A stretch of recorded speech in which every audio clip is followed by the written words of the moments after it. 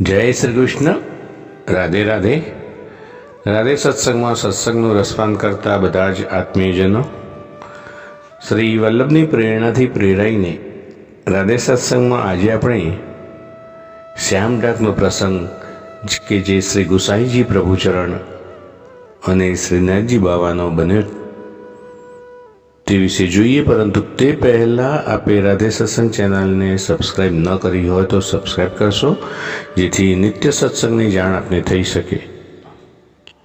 શ્રી ગોવર્ધનનાથ કી જય. શ્રી ગુસાઈજી પરમ દયાલ કી જય.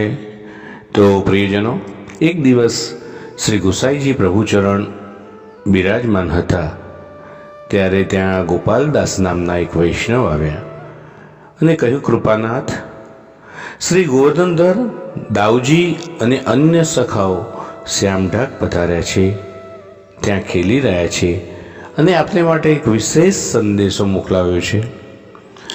શ્રી પ્રભુચરણ આતુરતાપૂર્વક ત્યાં જ બોલ્યા, કહો કહો, જલ્દી શીઘ્ર કહો, શું સંદેશો છે?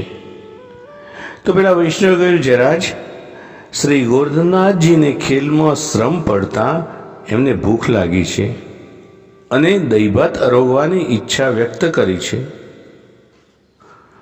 અને આવું સાંભળતા તરત જ શ્રી પ્રભુચરણે અપરસમાં સ્નાન કરી દહીં ભાતની સામગ્રી સિદ્ધ કરી, બાથું બાંધ્યું અને સ્વયં શ્યામઢાક પર પધાર્યા અને જોયું તો શ્રીનાથજી બાવા અત્યંત ચપળતાપૂર્વક દાઉજી અને સખાઓ સાથે ખેલી રહ્યા હતા.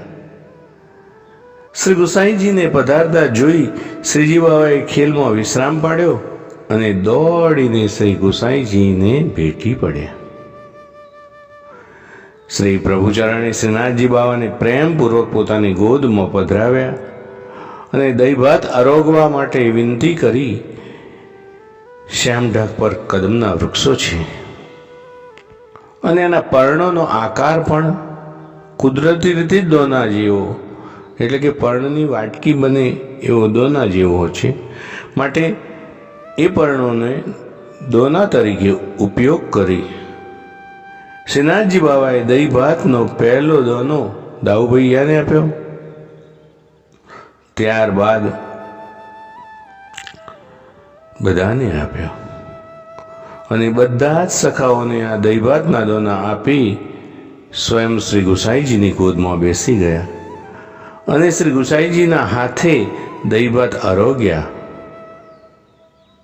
પ્રિયજનો, આવી છે આપણા શ્રીનાથજી બાવાની 12 લીલા. તો પ્રિયજનો, આ સાથે આજના સત્સંગને શ્રી વલ્લભના ચરણોમાં સમર્પિત કરી અત્રે વિરામ આપીએ. ફરી મળીશું રાધે સત્સંગમાં નવા સત્સંગ સાથે. જય શ્રી કૃષ્ણ. રાધે રાધે.